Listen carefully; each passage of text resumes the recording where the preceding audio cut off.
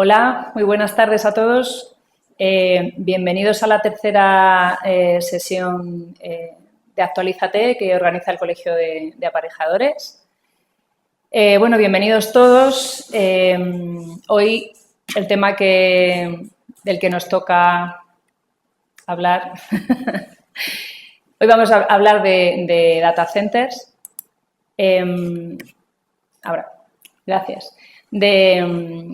Este es el título que le han puesto, que suena mucho más serio, Data Center, retos y oportunidades para la edificación. Y en realidad vamos a tratar estos temas, pero creo que desde un punto de vista un poco más amable, ¿no? Un poco formal, pero menos formal. Entonces, antes de nada me voy a presentar. Soy Elena Sánchez, trabajo en Hill International como director de proyectos, concretamente en la división de Data Centers. Y para poneros un poco en contexto de por qué estoy aquí y por qué quería compartir un poco mi experiencia y lo que está pasando con el Data Centers y lo que hace un arquitecto técnico como yo en este mundo de los Data Centers, pues os voy a poner un poquito en contexto. Voy a aprovechar también para pediros que mantengáis los micrófonos apagados y muteados hasta el final de la intervención y después ya podréis, si queréis participar, haciendo preguntas o como consideréis. Como he dicho, ahora mismo estoy de director de proyectos en Hill International, en la división de Data Centers, pero no he estado aquí siempre, claro. Empecé, como muchos de nosotros, voy a decir con determinados años, pero eso me va a dejar un poco reguleras. Empezamos todos pisando obra, haciendo todo tipo de construcciones, todos estos muchos años en constructora.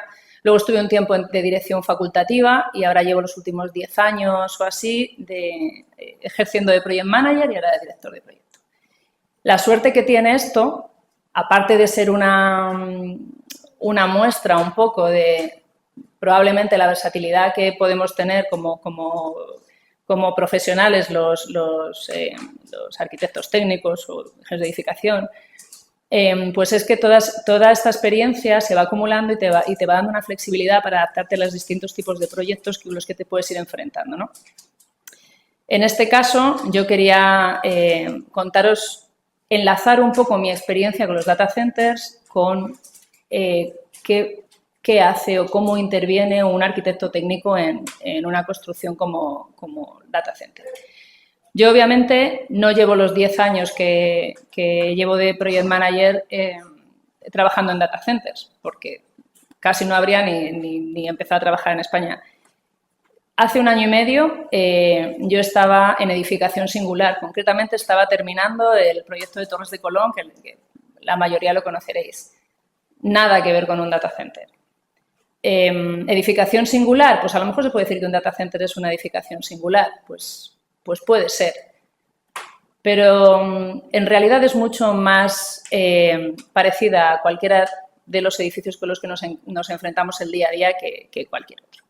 Entonces, pero obviamente cuando de repente has estado más o menos toda tu vida profesional dedicada a la parte de real estate, ya digo, desde distintas sillas, viendo la función desde distintas posiciones, cuando de repente te dicen, bueno, pues el siguiente proyecto que vas a hacer es un data center, pues te sientes completamente fuera de tu zona de confort, ¿no?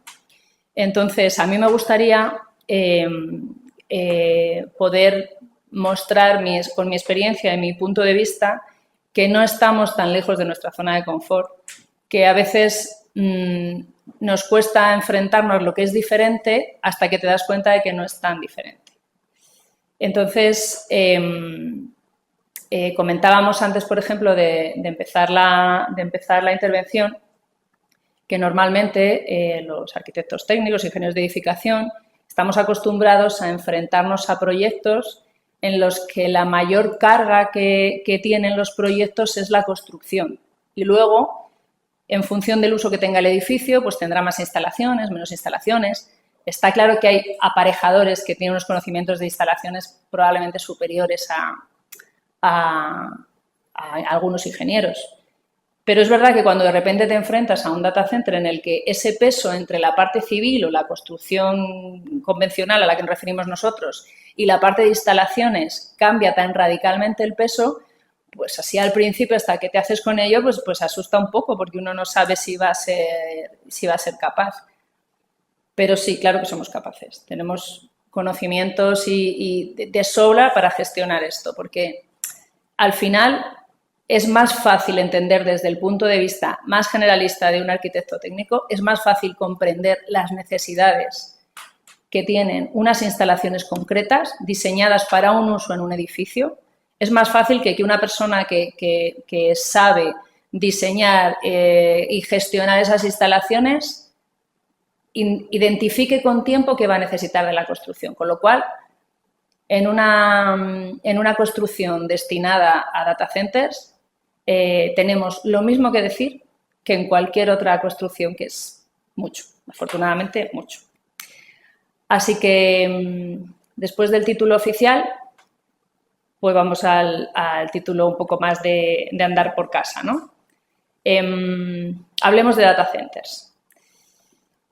¿Qué es lo que vamos a ver? Pues vamos a hacer una revisión un poco general de, bueno, qué es un data center, sin entrar en detalles muy técnicos que probablemente de una manera u otra todos entendemos, pero bueno, a efectos de lo que vamos a hablar hoy vamos a definir un poco el data center del que vamos a tratar, quién hace un data center, cómo se hace el data center, qué trámites, qué gestiones, qué tenemos que hacer para poner un data center en pie.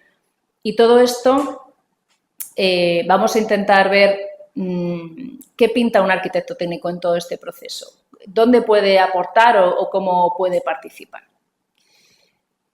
Bueno, al final, ¿qué es un data center?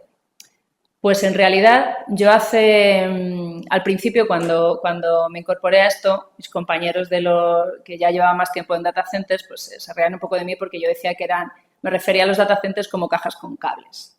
Ahora tengo un poquito más de experiencia y ya hablo de neveras con cables, porque no vale con que sea una caja, tiene que estar fresquita la instalación. Entonces, al final, ¿qué tenemos? Pues son unos edificios, una instalación física en la que el diseño está ni siquiera en un segundo plano, está en un cuarto plano. O sea, es un edificio diseñado para ser lo más práctico posible en cumplimiento de unas condiciones súper exigentes que permitan la operación del edificio en las condiciones máximas de seguridad.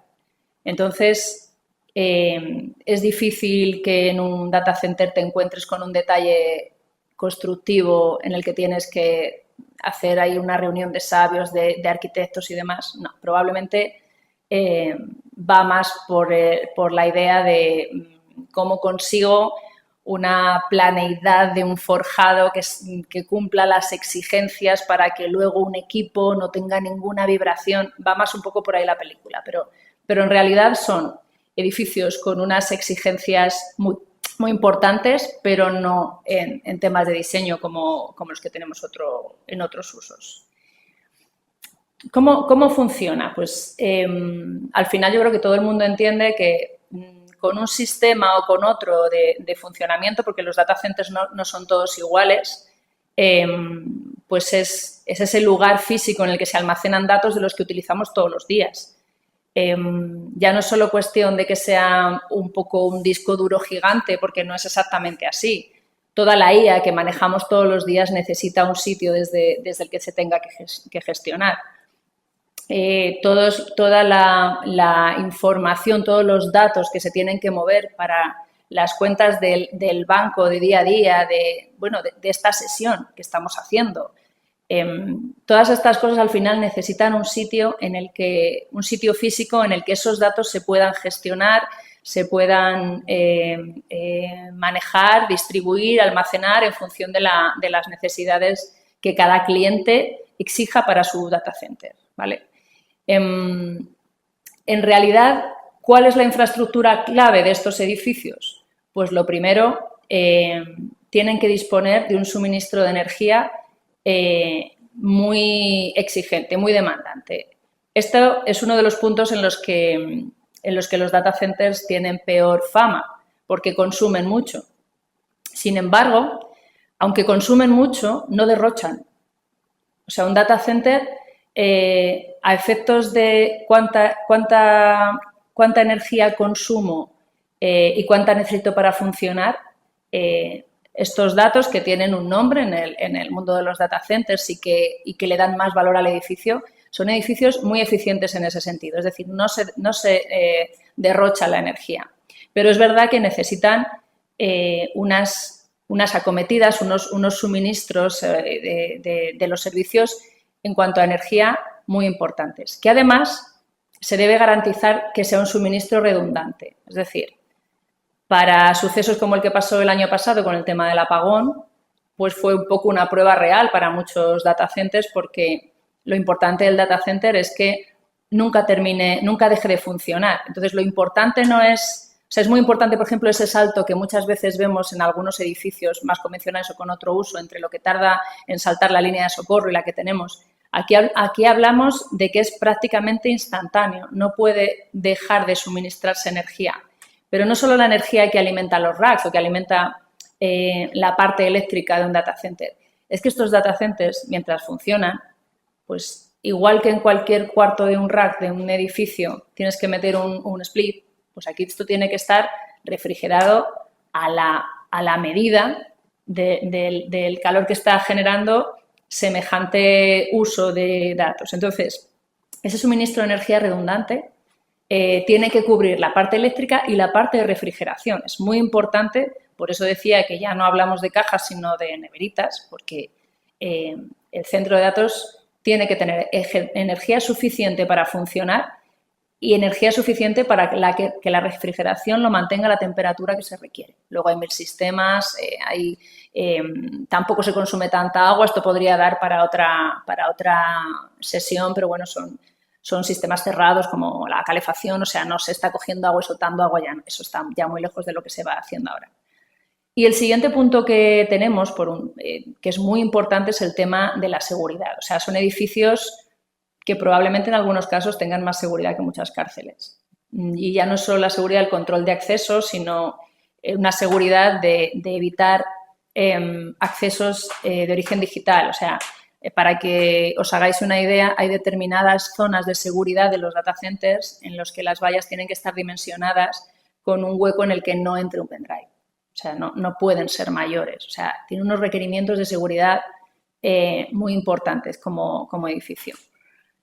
Y efectivamente, como decía antes, todas estas claves que componen la infraestructura de un data center están pensados para dar un servicio al usuario del data center de redundancia, en el sentido de, aunque se vaya la luz, como nos pasó en abril del año pasado, aunque pase lo que pase, esto no deja de operar. Eso quiere decir que el cliente que tiene sus datos, su nube, su IA apoyada en ese data center, va a estar garantizando un servicio que va a favor de su negocio. Bueno, ¿y quién hace los data centers? Pues los data centers los hacen los de siempre, porque no deja de ser una edificación.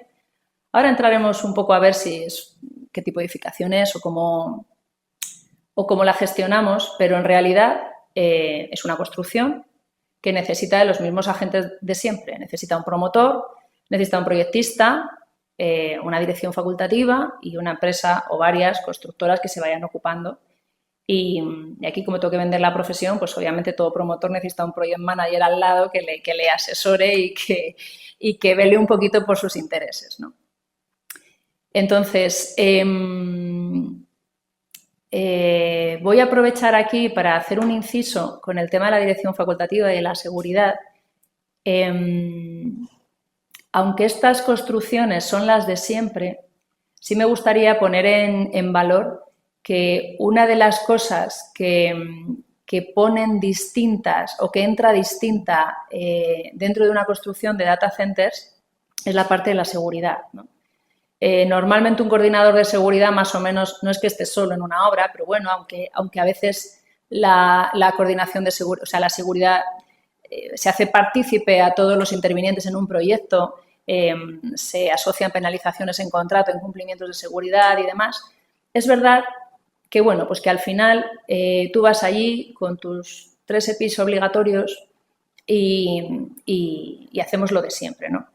Yo os recomiendo a todos los que tengáis oportunidad de ir a visitar, es muy complicado, porque ya hemos dicho antes que los temas de seguridad son muy exigentes, pero si tenéis oportunidad de visitar un data center, a mí una de las cosas en construcción, una de las cosas que más me llamó la atención son los requerimientos de seguridad y salud. Y esos requerimientos de seguridad y salud no son por ley, los exige el cliente. O sea, el cliente es el que necesita que la obra se haga rápido, se haga en plazo para poner en servicio el data center y que todas las medidas de seguridad que se puedan poner, se pongan. Hasta el punto de que en un data center los EPIs obligatorios, aparte de chaleco, casco y botas, son obligatorias las gafas de seguridad. El casco tiene que ir con barbuquejo y son obligatorios los guantes. En los data centers hay medidas de seguridad adicionales tipo es obligatorio agarrarse a la barandilla mientras subes escaleras. No puedes llevar pantalones que dejen los tobillos al aire. No puedes llevar los brazos al descubierto. Tienes que llevar manga larga. Son cosas que se exigen a mayores de cualquier cumplimiento normativo, ¿no? Entonces, en ese sentido, aunque ahora vamos a hablar de herencias buenas y malas de los data centers, creo que es un punto en el que cualquier construcción convencional tendría mucho que aprender porque, bueno, también da para otra sesión, pero creo que es un punto muy interesante.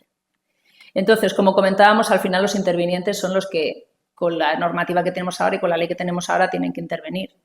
Lo que hay que ver es si actúan como siempre, ¿no? Entonces, ¿cómo envolvemos todo este sistema de los data centers? Hemos dicho que es un edificio y, por lo tanto, tiene que pasar por los mismos trámites que tienen que pasar el resto de las construcciones, ¿no? Pues tendrá que tener un anteproyecto con las bases de diseño, un proyecto básico para solicitar las licencias, un proyecto de ejecución. Hacemos la construcción y con todos los requerimientos con los que habitualmente nos enfrentamos, llega un momento en el que el edificio se pone en operación, ¿no? ¿Pero qué pasa con esto? Pues que igual no es tan parecido como siempre. Y aquí no es tan parecido como siempre por varios motivos. Uno de los motivos por los que no es tan parecido es que hay muchos vacíos o hay mucha falta no sé si decir de información o de identificación de esta construcción dentro de uno de los usos de forma clara. Entonces, se quedan a veces muchos vacíos en los que a veces es un poco complicado porque unas veces tienes que pelear con administraciones que no tienen tampoco la información. Son construcciones muy grandes que a veces les cuesta en municipios pequeños gestionarla. Entonces, ¿qué es lo que nos pasa con esto? Un data center en realidad, ¿qué es? ¿Qué edificio es? ¿Es un edificio industrial? Pues en realidad no se generan procesos industriales dentro. Pues podría ser o podría ser que no. ¿Eso es un uso administrativo? Pues todos los data centers tienen una zona de oficinas, pero en realidad no son unas oficinas, porque a lo mejor esas oficinas ocupan el 15% del área de todo el edificio. ¿Es un uso terciario? Pues también habría mucho debate sobre el tema. ¿Por qué es por lo que se está peleando dentro del sector? Pues porque esto sea una infraestructura crítica, es decir, que se pueda gestionar, o sea, que tenga una gestión específica que ayude un poco a meter en normativa lo que de verdad requiere un edificio como este. ¿Qué es lo que pasa cuando uno quiere gestionar todo este tipo de cosas? Primero, que hay mucho desconocimiento porque no hay una normativa clara en la que se diga cómo se tienen que hacer las cosas y luego pues hay unos requerimientos que muchas veces están, digamos, desvinculados de la normativa. Entonces, cualquier cliente que quiera hacer un data center en cumplimiento de normativas o de criterios técnicos, casi todos no, todos los data centers superan los requerimientos de la normativa en temas de instalaciones, de seguridad, de coeficientes a aplicar, de simultaneidad, de todo, porque los clientes que necesitan este uso son muy exigentes y entonces esos criterios que formarían parte de las bases de diseño ya son muy superiores a los requerimientos de industria o de cualquier otro estamento que tú necesites para empezar a operar. ¿Qué es lo que pasa con esto? Pues que muchas veces, da igual si son unas gestiones por organismos pequeños, porque a lo mejor tú puedes tener un data center que forma parte de un municipio en el que tienen mucho terreno, pero en el municipio hay 100 habitantes. Y tienes que explicarle lo que es un data center a un alcalde que a lo mejor solo está pensando que qué van a pensar sus vecinos si esto no sale bien. Es complicado. Y es complicado tomar decisiones a veces cuando no tienes una normativa clara que aplicar. Pues si todo esto fuera poco, habitualmente, como poco, necesitas una subestación que alimente todo esto. Esa subestación también tiene unos trámites que, bueno, los trámites de la subestación sí que están más claros, porque, bueno, sabes que tienes que pasar por una autorización administrativa de industria, una licencia de obra, para la parte de construcción, una licencia de actividad. Con esto suele haber menos problema porque la gente suele entender lo que es una subestación, al final siempre hay, pues eso, está industria ahí y demás, pero todos estos trámites se llevan muchísimo tiempo y sobre todo el tema de que no haya una normativa específica que lo respalde hace que muchas veces se pierdan oportunidades de negocio porque no hay una normativa que garantice unos procesos con seguridad para poner en marcha una operación. Cuando una subestación, por ejemplo, tú la vas a construir y la línea que te va a llegar de la distribuidora está a 20 kilómetros, pues bueno, pues no suena un poco grande, pero bueno, pues como cuando se hace un centro de transformación para un edificio, lo que sea.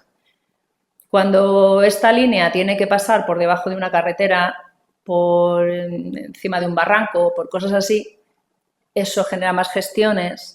Nadie está muy claro de si se pueden o no se pueden tomar decisiones sobre este tema. Entonces, todo esto dificulta mucho el proceso y muchas veces genera un riesgo por desconocimiento del tiempo que te van a llevar la construcción que hace que se pierdan muchas oportunidades de negocio. Porque hay que pensar que los data centers, el negocio de los data centers es que un cliente, ya sea autopromoción, ya esté construyendo para otro, ya esté construyendo para alquilarlo, el negocio de esto es decir, en qué fecha tú pones este data center en servicio.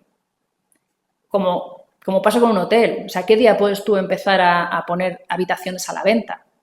Esas fechas, para estas inversiones, que también dan para mucho lo que cuestan y lo que luego reportan, empiezan su proceso de existencia con toda esta incertidumbre. Entonces, es importante que el tema de la regulación, pues bueno, seamos capaces de moverla en breve para que no se nos haga esta bola al inicio de los proyectos. Pero como si esto no fuera suficiente, luego llega el tema de la costumbre. Hasta hace muy poco, o bueno, prácticamente todavía, todos los data centers que vienen o que se han estado construyendo en España vienen promovidos por empresas inglesas o irlandesas habitualmente, que se traían a sus constructoras de allí, que se traían sus proyectos de allí, sus proyectos de allí, y lo único que estaban obligados a poner de aquí era una dirección facultativa por el cumplimiento de la ley. Entonces nos encontramos muchas veces con que nos tenemos que enfrentar a la costumbre en todos los aspectos. El primero, por ejemplo, por poner un ejemplo aquí, es el de la redacción del proyecto. Yo la primera vez que entré en un proyecto de data center y pregunté que en qué fase estaba el diseño, me dijeron muy convencidos que estaba en el RIBA 3 y dije, ¿en el qué? Y resulta que es que en los proyectos de data centers siempre se habla con el sistema RIBA, con el sistema inglés. Obviamente lo primero que me tuve que hacer fue algo parecido a esto que estáis viendo en la pantalla, que es entender un poco qué corresponde a qué. Pero la realidad es que tampoco es una correspondencia directa. Porque, por ejemplo, un dato que os voy a dar de los data centers de los primeros que tuve que aprender. En los data centers hay equipos que tienen plazos de entrega en obra que pueden ser mayores a la propia construcción. Entonces, las necesidades de redacción de un proyecto de data centers no tienen los mismos hitos que un proyecto de construcción convencional, porque esto es un proyecto de construcción. Entonces, tienen lo que llaman ellos RIBA 2, que sería un poco lo más parecido a nuestro anteproyecto. Tienen un RIBA 3. El RIBA 3 es un proyecto básico venido un poco a más y luego de aquí saldrían el proyecto preparado para licencia que no tiene nada que ver con el RIBA 3. Una de las cosas que salen en este RIBA 3 son los requerimientos que tienen todos los equipos del proyecto. ¿Por qué salen los requerimientos aquí? Porque tú no te puedes esperar a tener un constructor al que le metas, en muchos casos, al que le digas que hay equipos que se los tienes que contratar, porque si te esperas a tenerlo a través del contratista no llegas a tiempo. Entonces, en el RIBA 3 se establecen los requerimientos mínimos de los equipos de forma que se puedan, en función de la estrategia del data center, ir adquiriendo o ir comprando antes de tiempo para que lleguen en plazo a la obra. Entonces, sería como un proyecto básico plus, ¿no? Luego, el RIBA 4, que sería el equivalente al proyecto de ejecución, aquí es al revés. Aquí el RIBA 4 sería un proyecto de ejecución minus, porque una de las cosas, por ejemplo, que no tiene el RIBA 4 es obligatoriedad de mediciones y presupuesto, cosa que nosotros en el proyecto de ejecución sí lo metemos. Luego ellos llaman el RIBA 5 y el RIBA 5 al final es que ellos están acostumbrados a darle el desarrollo de diseño en detalle al constructor y que lo haga en fase de construcción, ¿vale? Entonces, ellos a eso le llaman el RIBA 5. Luego tendríamos el RIBA 6, que es un poco la entrega del edificio, las formaciones de mantenimiento, la recepción, todo eso. Y la fase 7, que es la operación del edificio. Todo esto está muy bien, ¿no? O sea, tú te enfrentas a esto y dices, bueno, pues nos han metido aquí un sistema inglés, no entendemos muy bien por qué, vienen unos señores que quieren hacer las cosas como las han hecho siempre y entonces, en este caso a mí como proyecto me dicen, oye, pues tienes que llevar la gestión, el equipo, la gestión del diseño y tal. Entonces dices, bueno, a mí me está diciendo este señor que le han contratado un RIBA 3 en inglés, pero yo necesito un proyecto básico para solicitar licencia. Entonces empieza la primera pregunta, oye, ¿qué hacemos? ¿El RIBA 3 es bilingüe? ¿Para qué solo hay que hacer uno? Hay que hacer uno en español, hay que hacer uno en inglés. ¿Por qué? No, pues no pasa nada. Se hace el RIBA 3 y el RIBA 3.1, como lo quieran llamar en cada proyecto, que es un documento específico para solicitud de licencia. Bueno, luego llegamos al RIBA 4. Oye, está muy bien lo del RIBA 4, pero ¿qué le llevamos al colegio? ¿Qué lleva la dirección de obra al colegio para avisar? ¿Qué hacemos? No, pues hay que hacer otro. Y además, obviamente, todos los RIBA van en inglés y los proyectos tienen que ir en castellano, español. Entonces, aquí se generan un montón de problemas que habrían sido muy fáciles de solucionar si no fuera porque venimos con la costumbre, pero a los que nos enfrentamos todos los días. Obviamente, esto no quiero ni pensar lo que debe ser si en algún caso en el que algo llegue a juicio le diga a alguien, un promotor a un juez que le contrató un RIBA 4 y diga a un juez que no sabe lo que es un RIBA 4, que le contrató, qué normativa tiene que mirar, qué ley tiene que mirar, qué es lo que le ha contratado. Entonces, esto también tiene sus derivadas en la construcción, porque aunque la gente venga de fuera, con equipos de fuera, y se apliquen estos criterios, obviamente en estas obras se habla en inglés. O sea, el idioma de la comunicación de estos proyectos siempre es en inglés. Pero, ¿qué es lo que pasa? Que al final metes como obligado la figura de la dirección facultativa que firme aquí y que obviamente tiene que estar habilitada para firmar en España. Pero están casi un poco como para cubrir el expediente, ¿no? ¿Qué es lo que pasa cuando cuando se ha hecho un proyecto fuera del país? Que muchas veces las normativas que valen para un sitio no valen para otro. Y eso nos pasa a veces con equipos, pasan con acabados, con cumplimientos de salubridad, de resbaladicidad, del código técnico en sí, ¿no? Entonces, son cosas muy sencillas de avanzar en un proyecto y que en cualquier proyecto convencional se tienen en cuenta y por lo que sea, pues no se tienen en cuenta y todo el mundo está mirando cuánta potencia tiene que tener el megagenerador que viene y se le quita, y nadie piensa si de verdad la estructura está siendo suficiente, si se cambia un equipo y hay que cambiar la estructura, si la denominación que se ha puesto de un material corresponde con la que tiene que tener aquí. Entonces, ahí se genera muchísimo problema. Por poneros un ejemplo conocido, que si alguien está un poco en el mundo lo sabrá, en el mundo de los data centers, ha habido casos en los que ha ido a hacer la recepción de la obra para la licencia de actividad del ayuntamiento y nadie ha caído en que toda la señalética de la obra de seguridad y de evacuación estaba en inglés. Pues obviamente el técnico se da media vuelta y le ha dicho, pues cuando lo tengas terminado me llamas. Y estas cosas pasan porque como va todo el mundo con la costumbre, pues no se presta atención a las cosas básicas que en cualquier intervención pequeña la tendríamos. Otra cosa que hacen mucho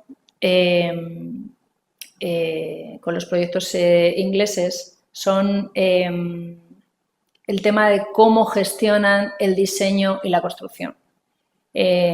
Como hemos dicho antes, aquí tenemos conviviendo a la construcción del edificio y la construcción de la subestación, porque la subestación es un hito súper importante en los data centers porque tienes que tener suministro definitivo, como en cualquier edificio, para hacer las pruebas de instalaciones, pero esas pruebas llevan 6 meses mínimo en un data center, ¿no? Entonces, ¿qué es lo que se hace muchas veces?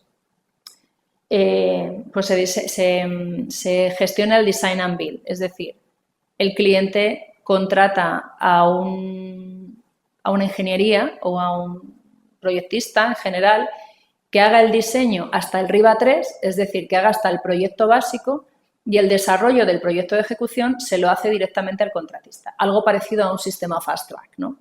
Esto se hace muy a menudo para intentar solapar ese tiempo de redacción del RIBA 4 o del proyecto de ejecución con esa adquisición de equipos, con un trabajo colaborativo del constructor en el que sea el constructor el que vaya desarrollando el diseño y se llegue al final de la obra, pues bueno, supuestamente con menos incidencias, pero eso en mi experiencia no está demostrado. Otras veces se sigue, pues como veis en la primera línea, un diseño convencional. Oye, primero diseño y luego cuando tengo un proyecto de ejecución licito, contrato al contratista y luego entrego el edificio al cliente. Y abajo ves que hay una línea que se llama EPC. Lo del EPC es una cosa que me llamó a mí mucho la atención porque yo no hacía más que escuchar en las reuniones the EPCist, y yo decía, ¿qué será el EPCist? ¿Será un equipo? ¿Qué será esto? ¿No? Entonces ya le pregunto a un compañero qué es un EPCist y me dice, es el epecista. Y yo dije, ¿qué es un epecista? Entonces el epecista corresponde a las siglas en inglés de ingeniería, proyecto y construcción. Y entonces, como en inglés es EPC, pues el que hace esto es el EPCista. Punto pelota. Y no tiene más justificación, ni más historia, ni más nada. Pues ¿quién es el epecista? El epecista es el que construye y diseña la subestación. Entonces, las subestaciones llegan hasta el punto siempre del anteproyecto. Con un anteproyecto se incorpora otro agente que es una constructora, que es un epecista, que se ocupa de los trámites con industria, de la construcción y del resto de gestiones que tengan que ver hasta que haya un suministro definitivo que permita conectar el data center a la red. ¿Y un arquitecto qué pinta en todo esto? Pues pinta muchísimo. Al final, antes hemos estado diciendo que no hay un uso concreto asociado al desarrollo de un proyecto de un data center, ¿no? Entonces, lo habitual es que un data center tenga un uso industrial o que tenga un uso terciario, lo del terciario administrativo, porque lo de administrativo es bastante difícil de defender. Pero bueno, en cualquiera de estos casos, al final, si nos apoyamos en la LOE, pues un aparejador puede estar en cualquiera de las posiciones que nos permite la LOE.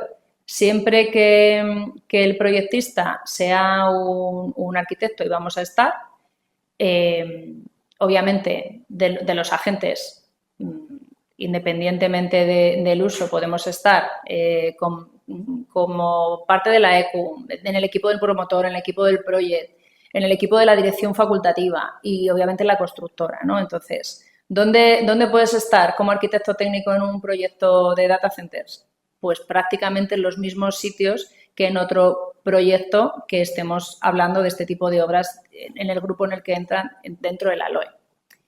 Pero bueno, todo este tema de la falta de normativa y de esa especie de falta de que alguien tome una decisión y se pueda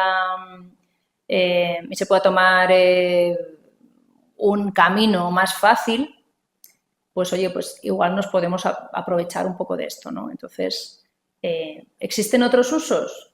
Pues igual se puede defender. ¿Y si el otro uso fuese, por ejemplo, servicios?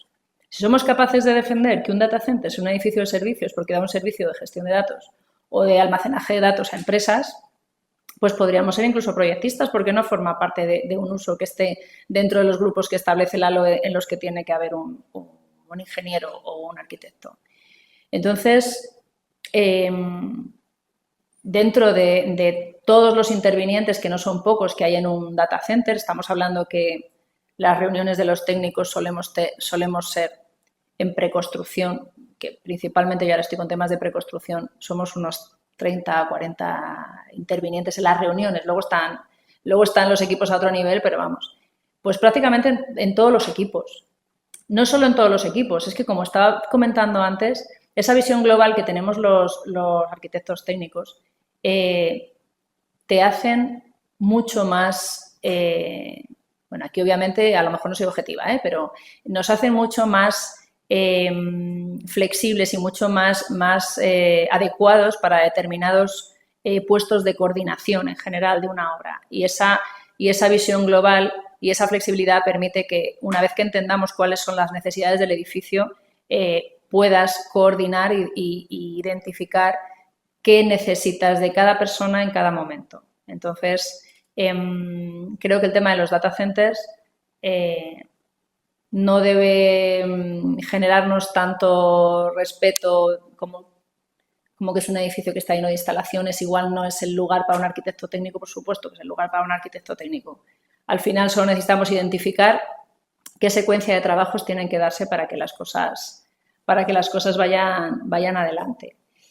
Nosotros en un proyecto, solo porque lo tengáis de referencia, el coordinador de la dirección facultativa, que obviamente está compuesta por un montón de ingenieros industriales de todo tipo, hemos solicitado que sea un aparejador.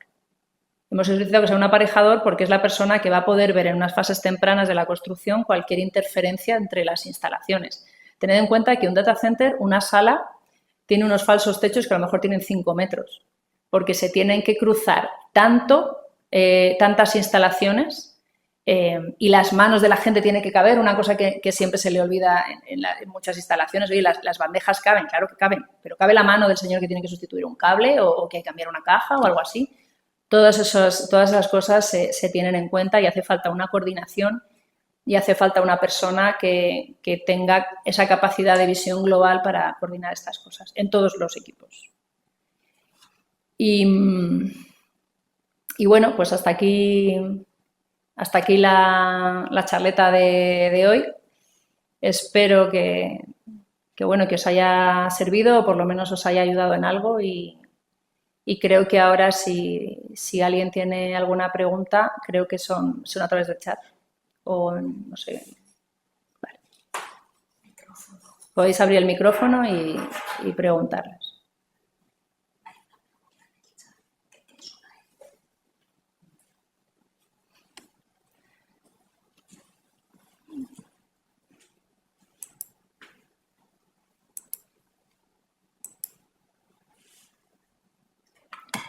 Vale, a ver.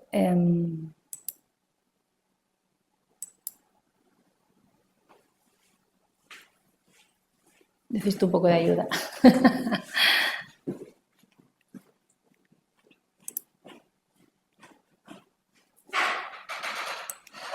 Vale. Hay una pregunta en el chat sobre qué es una ECU. Bueno, la ECU al final es la empresa las empresas acreditadas para gestionar DRs, para gestionar licencias y demás. Aquí, en función de qué tipo de suelo se desarrolla o de las necesidades de gestión de la licencia, porque no todos los data centers son de nueva construcción, algunos son lo que llaman retrofit, que se están rehabilitando. Pues es la agencia, digamos, o el soporte o el consultor que, digamos, que gestiona, no sé cómo decirlo, sería como un agente autorizado para hacer unas gestiones de licencias en paralelo al ayuntamiento, sin tener que pasar por el ayuntamiento. Declaran que se cumple todo lo que se tiene que cumplir y son unos agentes que nos abren camino muchas veces de forma mucho más ágil que los propios ayuntamientos. Y, de hecho, el Colegio de Aparejadores tiene uno que os recomiendo porque funciona muy bien. El tema del contrato FIDIC que se comenta por aquí, pues sí, es otra tortura. Porque el tema del contrato FIDIC es una cosa que también se hereda y aquí en España esto ya es opinión personal, no le encuentro mucho sentido, porque al final tenemos la idea de que todo lo que viene fuera a veces es mejor y nosotros somos uno de los pocos países que tenemos una construcción coordinada y regulada por una ley, que en este caso es la LOE. Entonces, al final, el contrato FIDIC es un contrato en el que se ponen muchos temas generales y luego unas cláusulas particulares que habitualmente contradicen a las generales. Y es verdad que son una herencia y que son una tortura. En mi caso, me dan muchísima pereza porque no ayudan. De hecho, suelen hacer referencias a normativas inglesas, que aquí, en caso tú tienes un conflicto con algún interviniente del proyecto y lo vas a resolver en un tribunal aquí habitualmente. Pues se habla de normativas de fuera. ¿De cuánto tiempo hablamos entre adquirir el suelo y ponerlo en funcionamiento? Bueno, pues esto depende muchísimo de dónde nos encontremos. Y lo voy a hilar al siguiente comentario, que es el tema de la aceleradora de inversiones. Algunas comunidades, como la Comunidad de Aragón, que está ahora tan de moda con todo este tema de los data centers y también por las elecciones y todo esto, tienen unas herramientas aceleradoras de estos trámites, ¿no? Entonces, lo que hacen es identificar las bondades que trae un proyecto de un data center a un municipio o a una región. Y si son capaces de identificarse y de cubrirse con una serie de compromisos que no están asociados solo a la construcción del data center, sino a las bondades que trae un data center en cuanto a empleo, a aportación a la región y demás, pues se identifican como intervenciones o como se declaran como de interés para la comunidad y entonces digamos que tiene un paso en el que no es solo que el trámite se acelere, sino que no tienes que esperar a que se solucione un trámite, o sea, te vea una administración, luego otra y luego otra, sino que se pueden poner a la vez y entonces esto se acelera bastante. Sin embargo, el tema de los procesos, el sistema de procesos que tenemos para la tramitación muchas veces depende la primera administración con la que te encuentras. Estas herramientas, por ejemplo, en el caso de Aragón, que funcionan bien, que es el PIGA, si tú para construir necesitas ir directamente al PIGA, pues más o menos están tardando un año en moverse los proyectos desde la presentación de la documentación. Normalmente, los campus muy grandes de data centers ya vienen con estas gestiones o con esta previsión de fechas incorporadas en sus plannings. Y es verdad que depende mucho de dónde se esté haciendo y de el conocimiento, digamos, que tenga la administración a la que te tienes que enfrentar. No hay que olvidar que una de las cosas que tenemos que tener en cuenta son también los trámites de las subestaciones. Una puesta en marcha de instalaciones que en cualquier edificio entendemos que tiene que estar hecho al final de la obra, aquí son unas pruebas que llevan más de 6 meses y que obligatoriamente se tienen que hacer. obligatoriamente, esto depende del cliente, pero normalmente exigen que sea con este criterio de que la puesta en marcha de esas instalaciones redundantes que van a garantizar el funcionamiento del data center se tienen que hacer con un suministro definitivo. Si tú consigues gestionar la licencia para la construcción del edificio y se te atasca la gestión del suministro eléctrico, pues estás igual de fastidiado porque no puedes terminar si no tienes ese suministro. ¿Se construyen como obra nueva o como remodelación?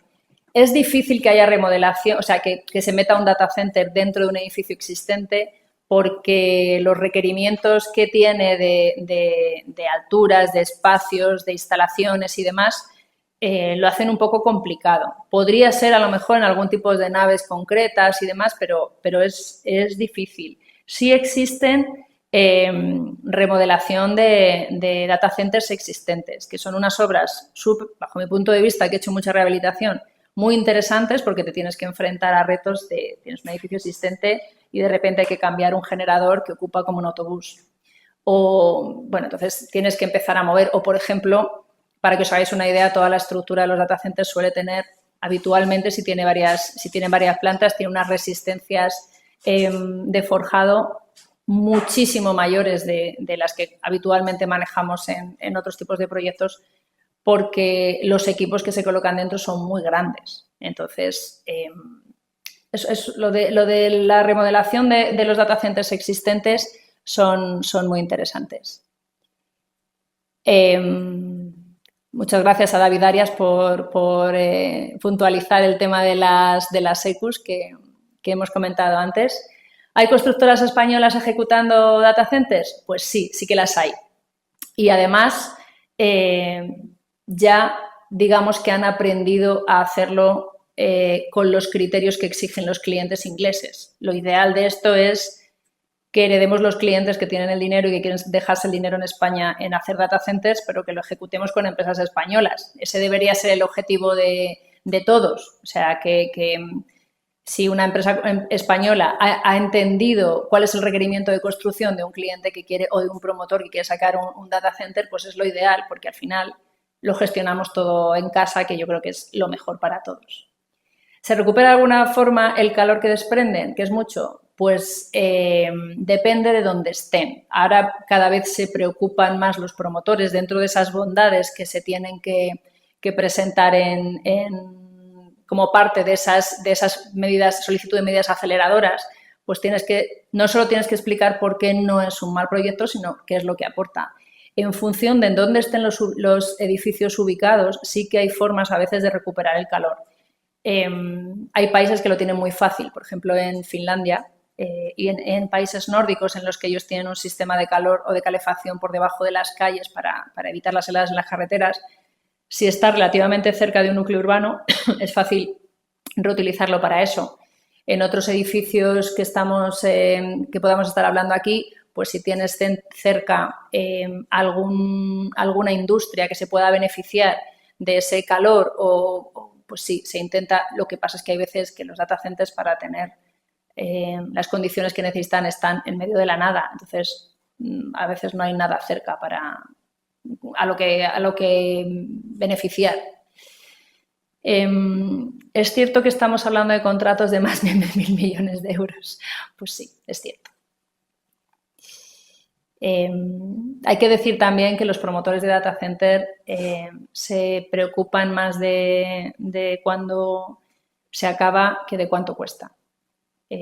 Las prioridades son claras. Nosotros, cuando hacemos listados de riesgos en la gestión, cualquiera que sea project, entenderá cuando nosotros hacemos para el cliente un listado de gestión de riesgos, normalmente se valoran los que tienen impacto en coste, impacto en plazo, porque la calidad no se pone en tela de juicio. Nosotros manejamos unas matrices en las que el top 5 sale de solo. Bueno, pues para los data centers el coste no se tiene en cuenta. No es porque todo valga, ni mucho menos. Para eso está el project, para eso está la dirección facultativa y los consultores. No. La cuestión es que el retraso de un data center tiene tanto impacto económico en el cliente final que si hay alguna forma de recuperar un tema de plazo gastándose más dinero, digamos que cuesta menos que en otro tipo de obra, en el que al cliente le va a costar más gastarse el dinero. ¿Cuándo se da el CFO? ¿Cuándo se acaba la obra o cuando están todas las instalaciones y equipos informáticos en marcha? Pues esta pregunta es buena. Es otra de las cosas con las que yo me llevo peleando en el funcionamiento de los data centers. Porque en realidad el CFO se debería dar oficialmente como se da en cualquier otro edificio cuando el proyecto está terminado. ¿Qué es lo que pasa con esto? Que es una pelea que tengo yo con mis propios compañeros. Que esas pruebas de commissioning, que se llaman commissioning, son puesta en marcha de instalaciones que se hacen en cualquier proyecto convencional, en cualquier edificio de cualquier tipo, esas pruebas finales de las instalaciones forman parte del plan de control de calidad. Entonces, se exigen para firmar el CFO, porque tú, como dirección facultativa, no te vas a ir de la obra sin haberte cerciorado que esos equipos funcionan y funcionan bien, ¿vale? Entonces, esa puesta en marcha de instalaciones muchas veces se hace después de la firma del CFO porque se considera que es una prueba a mayores de las que tú tienes que cubrir para tener el proyecto hecho. Y además te permite, según las necesidades del proyecto a veces, tener un CFO y empezar a gestionar la licencia de actividad un poco antes. Aquí pone cuando están todas las instalaciones o los equipos informáticos en marcha. Pues antes hemos estado hablando de que se puede promover un data center para uso propio, para alquilar o para vender a otro. Pues en función de lo que esté recogido en el proyecto, tú vas a tener un CFO asociado al alcance que has metido en el proyecto. Cuando los data centers se hacen para alquilar las salas, normalmente el proyecto termina en dotar a las salas de las instalaciones de energía y de frío que necesitan para que el cliente final venga y haga su instalación dentro de la sala. Y eso es otro proyecto, es un proyecto de fit-out de salas y tendrá otro CFO y tiene otra gestión. Entonces, en cuanto al proyecto de data center, pues termina cuando se ejecuta todo el alcance del proyecto. ¿Hay alguna iniciativa de desarrollo normativa específica sectorial?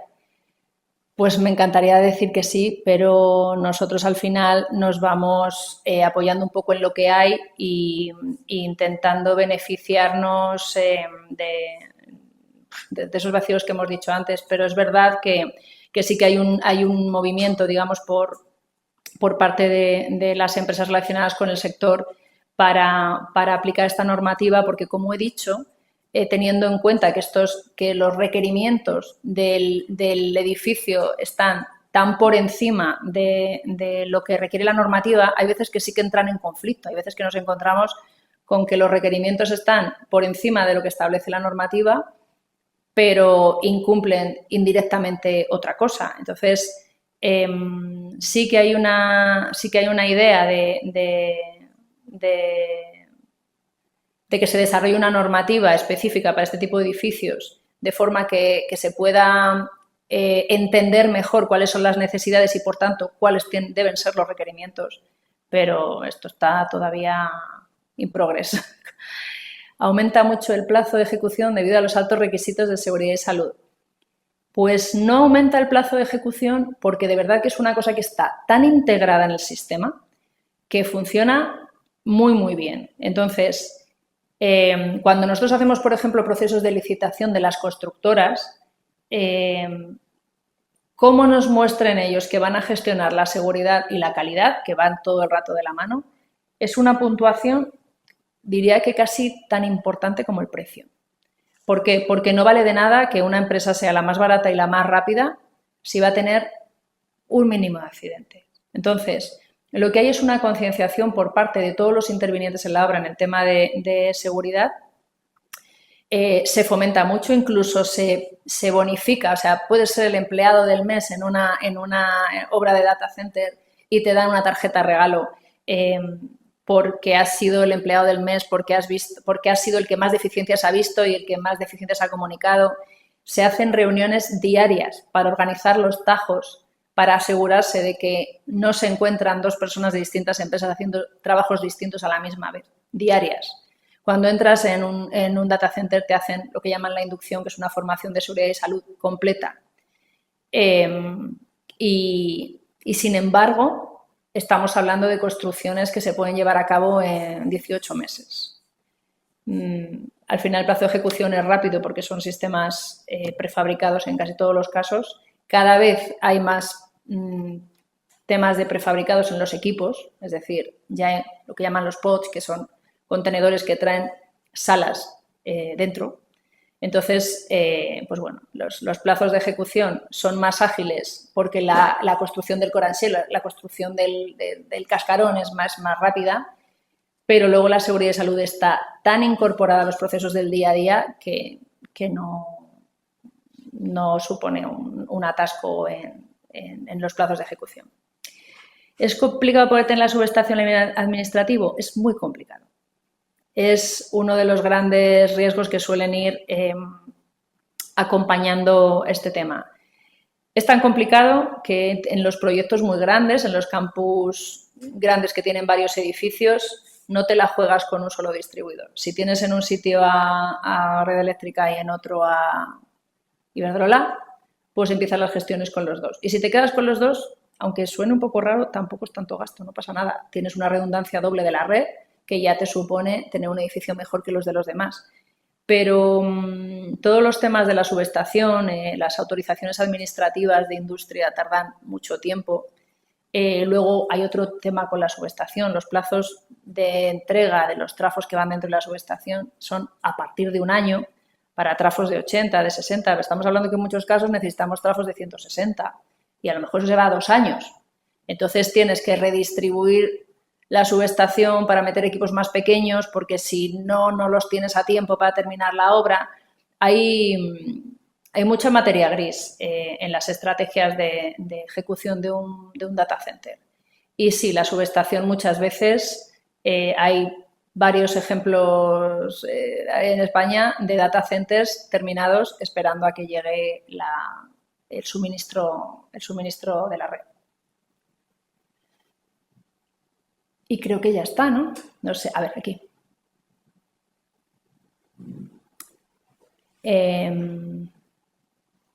Sí, es verdad. Comenta Desiree Hacha que los altos requisitos de seguridad y salud son un problema para las empresas constructoras tradicionales españolas al inicio, al no estar acostumbradas a este estándar, pero es verdad que una vez que lo entienden, cuando se funciona, sí, es verdad. Y las empresas, normalmente a las empresas constructoras que se quieren presentar por primera vez a un concurso, a un proceso de contratación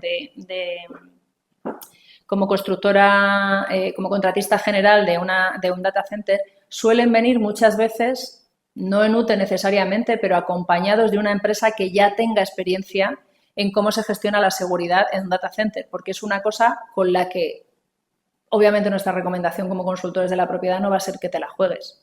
Si no has hecho nunca un data center, es difícil que te den una hora de un data center.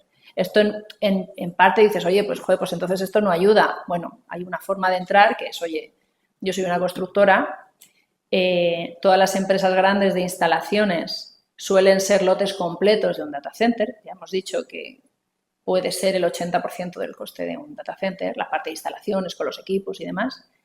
Pues si tú te unes o haces una UTE o te alías con una empresa constructora de instalaciones, una instaladora grande, en el momento en el que tú ya entras en esa obra y ya lo entiendes, lo aprendes y lo asumes, ya podrás ir a otro proyecto diciendo que tienes unos procedimientos de seguridad, unos procedimientos de calidad y que tienes esa experiencia. Es verdad que lo bueno que tiene este tipo de proyectos es que como el primero que entiende la necesidad de la seguridad es el cliente, estos sobrecostes asociados a la construcción debidos a la seguridad se pagan. Entonces, cuando las constructoras se les paga lo que se les está pidiendo en materia de seguridad y salud, pues normalmente no suelen tener tiempo, o sea, no suelen tener problemas. Estamos hablando de que una constructora como equipo de técnicos vigilando la seguridad pueden tener 20. O sea, es así. Y eso sí que es verdad que se están haciendo a la idea. Estos edificios se parecen bastante a los antiguos de infraestructura de telefonía en cuanto a necesidades estructurales e instalaciones. Bueno, en cuanto a necesidades estructurales, depende. Los data centers normalmente nosotros de los que manejamos, pues hay algunos que son una caja apoyada en el terreno con unas losas enormes para, bueno, si me estén escuchando las ingenierías me matan, con unas losas gigantes para apoyar equipos gigantes y poca historia más.